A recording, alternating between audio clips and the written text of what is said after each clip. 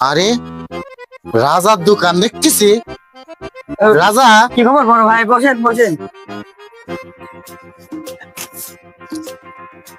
তুই দোকান দিলু কবে? এই তো ভাই নতুন দোকান দিছি। নতুন দোকান দিছিস, ভালোই হয়েছে। হুম। পেঁয়াজও দেখতেছি, সিঙ্গারা গরম গরম। হ্যাঁ সবই তো গরম গরম ভাই, লাগবে নাকি দেবো? হ্যাঁ। দে, দুটো পেঁয়াজও দে। বলেন ভাই। বেচা কিনা ভালোই হয়। হয় ভাই, মোটামুটি ভালোই হয়। রাজা, কোন? ব্যবসায় সফল হওয়ার প্রথম নীতিই হচ্ছে ভালো ব্যবহার।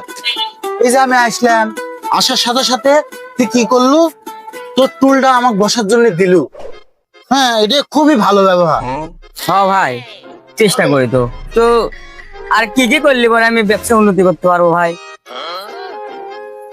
এটা তো খুব সহজ এবং খুব কঠিন ব্যাপার। শোন, সর্বপ্রথম ধৈর্য, ধৈর্য আর ধৈর্য। ধৈর্যের শেষ নেই ব্যবসার উন্নতির লক্ষ্যে। ভাই ধৈর্য তো আমার অনেক আছে, আপনি খালি বুদ্ধিটা দেন কি করতে হবে। বুদ্ধি হাতটা বাকি দেবো। বেশি বেশি করে বাকি দিতে হবে, তাই তো? হ্যাঁ, বেশি বেশি করে বাকি দেবো। দিলে পরে তোর কাস্টমার ধরা থাকবে, বুঝছিস? মানে কাস্টমার ধরা থাকবে। সেহেতু বাকি বেশি বেশি দেবো। এতে করে কাস্টমার ঘুরে ফিরে তোর থেকে মাল নেবে, তোর ব্যবসা মানুষজন বাড়বে, ক্রেতা বাড়বে। কারণ তুই যে বাকি দিস, এর জন্য তোর এখানে ভিড় হবে, মানুষজন তোরতেই নেবে, বুঝছিস? খুব সুন্দর পেঁয়াজু বানাইছিস রাজা। এলে খুচরা টাকা পয়সা তো কাছে নেই, লে রাখি। আচ্ছা ভাই ঠিক আছে ভাই, আপনি তো বুদ্ধিটা ভালোই দিছেন। তো হচ্ছে কি আপনি একটু দোয়া করে দিন যাতে ব্যবসাটা আরো উন্নতি করতে পারি, বুঝছেন?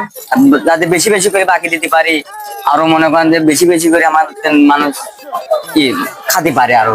হ্যাঁ হ্যাঁ, তোর যে ব্যবহার আচার দেখলাম, তোর এই জায়গায় কিছুক্ষণের মধ্যে দেখবো এই পেঁয়াজ মেয়াজ সব শেষ হয়ে যাবে। মানে লোকজন ভরে যাবে, তাই তো? হ্যাঁ হ্যাঁ, আমি বেশি বেশি করে দোয়া করে দেন ভাই, যাতে মনে করেন যে আরো বেশি বেশি পরিমাণে মনে করেন যে সেল হয়, বুঝছেন? হ্যাঁ, আমি গেলাম। হ্যাঁ যান, লেগে রাখলেন।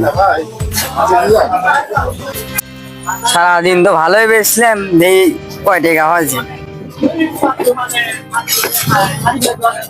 কি রে শালা, ফিরোজ ভাইয়ের কথা শুনে তো মনে করলাম যে গাদি